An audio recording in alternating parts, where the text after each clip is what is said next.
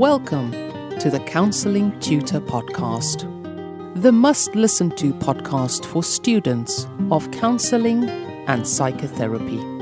Here are your hosts, Rory Lees-Oakes and Ken Kelly. Hello and welcome to episode 58 of the Counselling Tutor Podcast with me, Rory Lees-Oakes. And with me is my wingman in all things therapeutic, Mr. Ken Kelly. How you doing, Ken? I am well, and as a wingman, I'm wearing my bomber jacket, Rory, the high-collared one, and I'm wearing my goggles and my little leather cap. Looking forward to navigating what is episode 58, and we're going to be kicking off today looking at adoption counselling, and more specifically, what the current law here in the UK says about adoption counselling. We're going to be moving on to theory with Rory, an interesting one today, looking at brain plasticity, more related to neuroscience and psychotherapy. It's an exciting one. I think we'll all get a bit out of that. Can you kind of give us a bit of a taste there, Rory? Yeah, well, the world of medicine and science is starting to blend with the world of psychotherapy, and I'm going to kind of outline that and look at the new frontier of counselling and psychotherapy. It's a new frontier that's opening up. Like it, looking forward to that. And then we're going to be ending with a bit of a discussion and a debate on gender. Does the therapist's gender matter? Does it make a difference in the therapy room? And we're going to be looking at that and talking about that together. But kicking off, as we said we would, with adoption counselling. Speak a little bit about adoption counselling, Rory. Okay, well, before I start, I don't want anybody to panic. So if you're driving your car, or if you're sitting listening, cup of tea, or you might be going for your run, or doing the plethora of things that people who tell us they do when they listen to the podcast, don't need to panic. And we thank Tracy Ferns-Wally, who's one of our Facebook contributors. And if you don't know about our Facebook page, if you go to Facebook, type in Counselling Tutor, remember that's 2 L's, spell it in the English, UK, British way. Go in, it's a closed group, knock on the door, we open the door for you and welcome you in to a world of people interested in the world of counselling and psychotherapy, students, got tutors, got qualified colleagues, all talking about studies and theories and counselling in general. And Tracy Wally, she responded to a poster asking about someone wanting to work with children who are adopted. And she brought up a very interesting point, and I'm going to share it with you. In December of 2010, here in the UK, the law changed, so only counsellors and psychotherapists registered with the Adoption Support Agency, it's known as the ASA, which is part of Ofsted, are able to offer specialist adoption services. So I did a little bit of research on this, and the BACP has a link on their website, so we're going to make that available on the show notes. So if you go to episode 58. 58, sorry. Yes, episode 58. You'll be able to. We'll put the link in, and that's at www.counsellingtutor.com podcast going, and you'll be able to see their recommendations. But the key highlights of the BACP's advice is you cannot work with someone who is coming specifically for working through their adoption issues. This is how I read it. You can, and this is if it's a child or an adult, so it doesn't matter. If they're coming specifically for adoption issues, you really need to refer them to a specialised adoption counsellor, one that's registered with the ASA and Ofsted. Now, I don't think this is widely known in the counselling world. So what I would suggest is that if you're a student, why don't you share it with your wider group and your tutors? If you're a tutor, why don't you share it with your wider group? I've been telling people all week, and some people have been saying, oh yeah, I knew that. And other people have been saying, what? I never knew that. Now, the key thing here is that if a client comes to you and they want to work about anything else other than the adoption, maybe it's self-esteem, maybe it's attachment, maybe it's anything else, then the guidelines say you can work with them. However, it might be worth taking a view from your supervisor or the BACP. So if you are counselling someone purely for adoption issues, you didn't know this, don't panic. The first place to go is to your supervisor and just speak with your supervisor. But it's amazing that there's only, I can think, 2 or 3 other pieces of legislation, that's law, that govern counselling. And the other one, of course, is art therapists are, it's a protected title as an art therapist. Wow. But there we go, approved adoption counselling.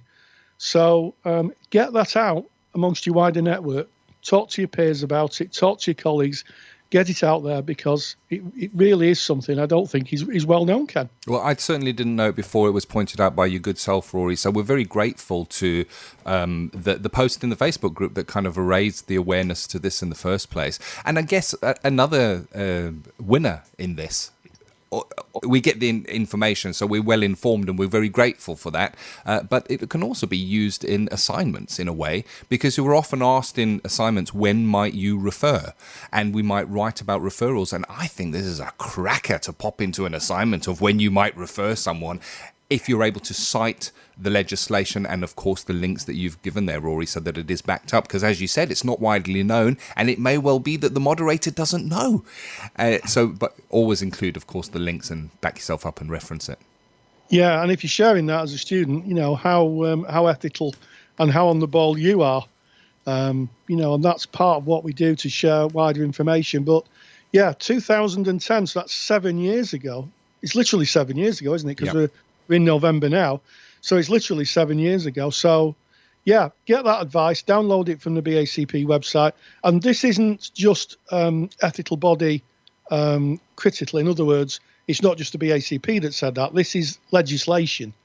So the UKCP, the Counselling Society, any organisation that works therapeutically with clients would have the same policy on it. But check that policy document out. We'll put the link in, and get yourself clued up. And you mentioned this is legislation, and one of the things I know is that you can't use in defence of legislation, I didn't know about it. If you contravene a law and go, but I didn't know about that. So I guess it brings into light how important it is as counsellors, as psychotherapists, that we understand what laws govern our practice. And maybe there are some, as of today, the one that you brought up for us, Rory, that we don't know, and they fall into our awareness. We need to look. Yes, and it is indeed. I'm just looking, colleagues in Northern Ireland, it's PAC UK in Northern Ireland, which I'm presuming is an adoption service. Yeah. So for colleagues in Northern Ireland, that's the place to go. But yeah, it's going to be a great assignment topic. And I'm sure it's going to create a real buzz in classrooms, supervision rooms, and staff rooms all over the country, Ken. I like it. And, of course, to get those links, just go to counsellingtutor.com, click on the podcast tab, navigate to episode 58. All the information is there for you in the show notes, as is the handout from Theory with Rory. And what can we expect in Theory with Rory today, Rory? A cerebral response, Ken. I like it. I was at a psychotherapy conference a couple of weeks ago, and there was a number of guest speakers there. And the buzz really around the conference was the new frontier of counselling, which is neuroplasticity, brain development. Up until a few years ago, the medical folks and the counselling folks, we nodded respectfully to each other. But now there's a real conjoining. And a lot of therapists are saying that it's really essential to have an understanding of how the brain works, certainly in terms of things like trauma and attachment. So I'm just going to give you a bit of a taster about neuroplasticity.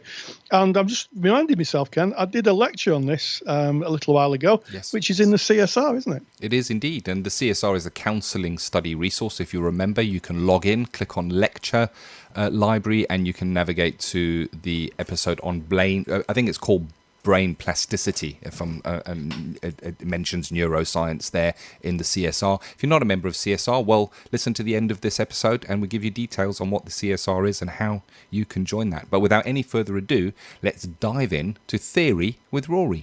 Counselling Theory with Rory Lees-Oakes. Let me ask you a question. Have you learnt a new skill recently? Maybe you've mastered your new fangled remote control for your TV set, or worked out how your phone operates after the 17th update this week. Maybe you baked a cake, learnt a new language, or learned to play a musical instrument, And if you have, congratulations, because you're underlining what I'm going to be talking about, which is neuroplasticity, the brain's ability to rewire itself. Now, for a long time, we've understood that the brain has the ability to take up the slack if part of itself gets damaged, and that's certainly the case in people who've had strokes. Some people who've had strokes have the ability to learn the language again, maybe even learn to walk or use limbs again. Can be a long process, but it does prove that the brain can form new neural pathways. But now this is becoming more of a prevalence and a discussion point in the world of counselling and psychotherapy. I recently attended a psychotherapy conference in Manchester, and there was a real buzz around neuroscience and neuroplasticity.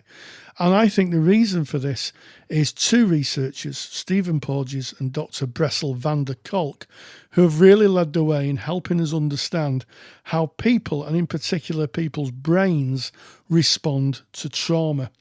And this is giving us a really solid idea of how people are traumatized, but more to the point, how they can help rewire their own brains to come away from that trauma, to live a life that's less governed by the trauma and more by their own free will. And in fact, the UK has its very own researcher, Catherine Nibbs, who has coined the term cyber trauma, referring to recurrent trauma being triggered by images from the internet or by online grooming and abuse. She also hypothesises that the current obsession with mobile phones, selfies, social media is less of an addiction and more of an issue of attachment. Our phones are literally rewiring our brains in terms of feeling connected with others. And I was speaking to Catherine, and basically what she's investigating is that the phone is a conduit to our own attachment style. In other words, it's like having our family with us in a little box, and we know we can contact them. And when we lose sight of the phone or we lose the phone completely, people can get really traumatized by it. It's almost like losing a member of the family. And that is particularly by the fact that our brain wires up for wanting to keep our phone near us. Our neural pathways have rewired. So what's the headline on all this? Well, the headline is you're not stuck with the brain you're born with, and you can teach an old dog new tricks.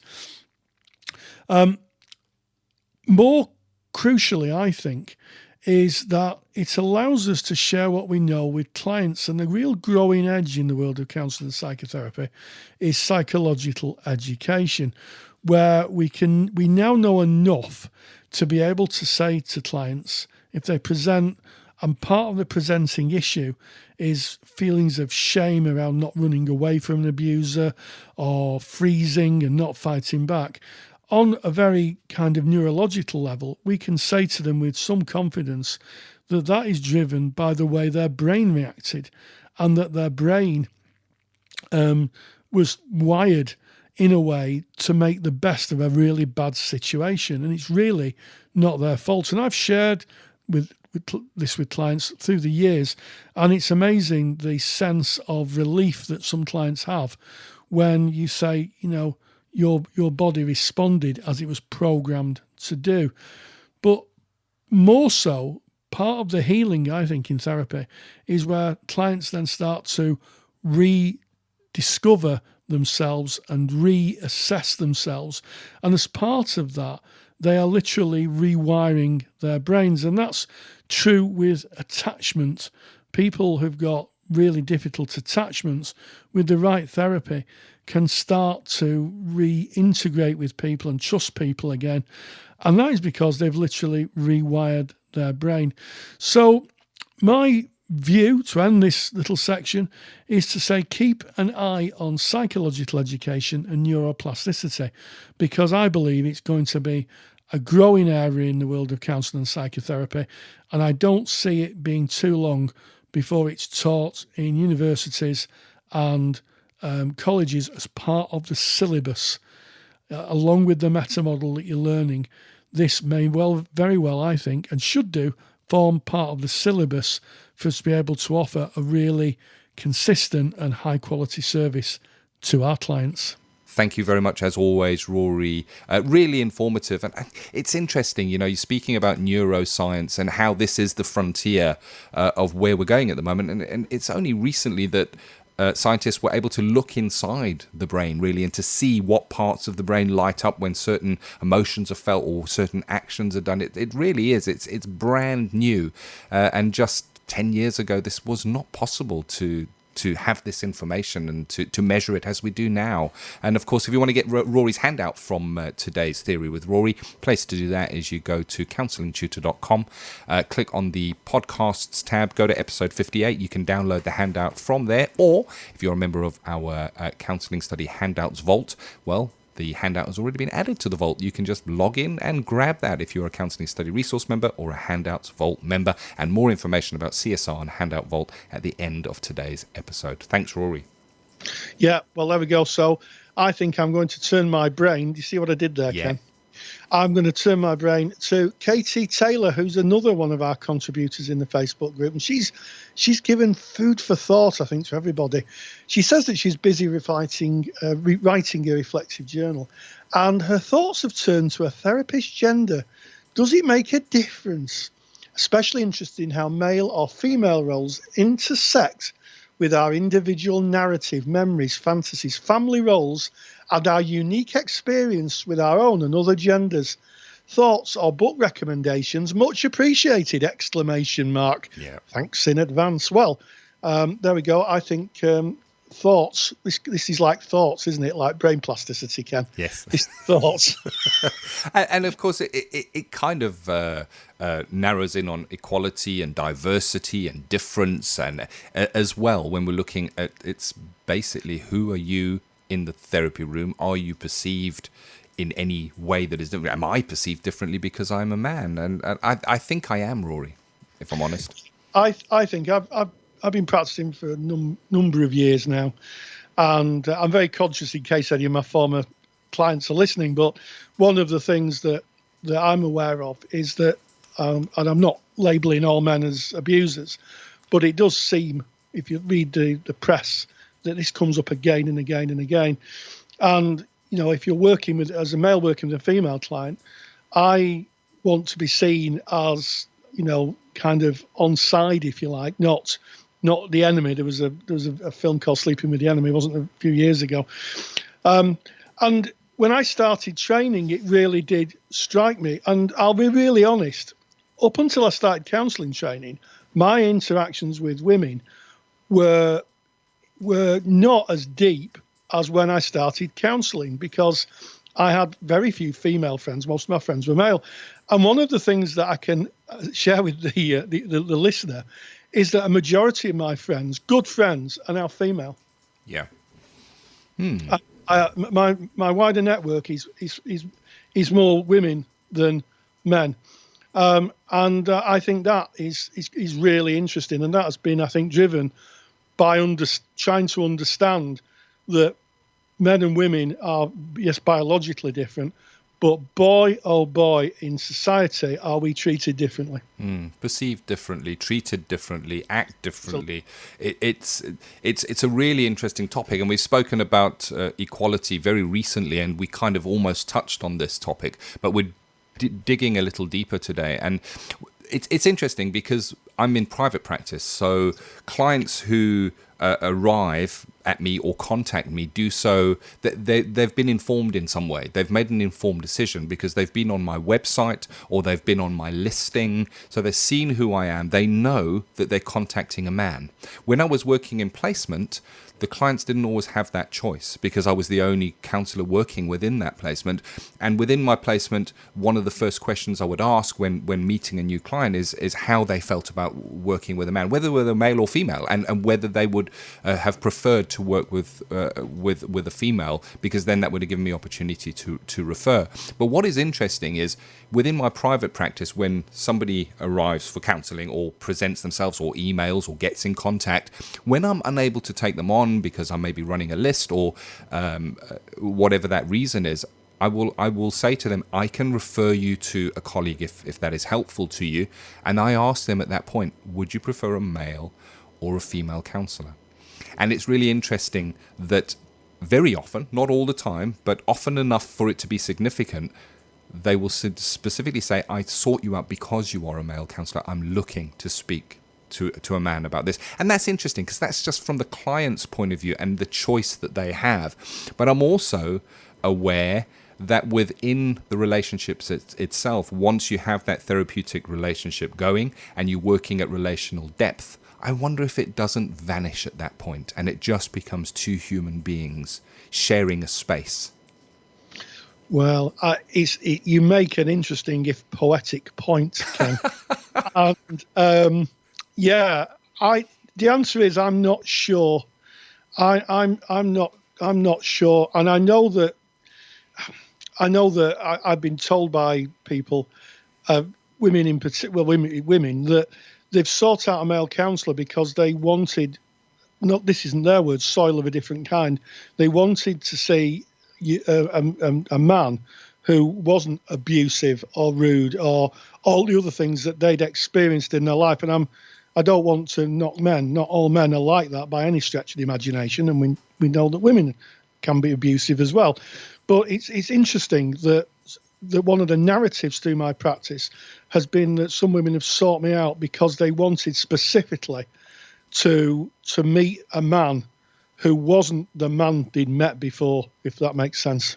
It does, and it's such an interesting question. I think that there's definitely a master's degree here, Rory, in the research that can be done, and I'm sure some people have already done that. It's such an interesting topic, and I'm reminded when we were looking at Gestalt just a few short weeks ago, we were looking at the origins of the theory of Gestalt, and it was very interesting that you pointed out that it was Fitzpearl's wife.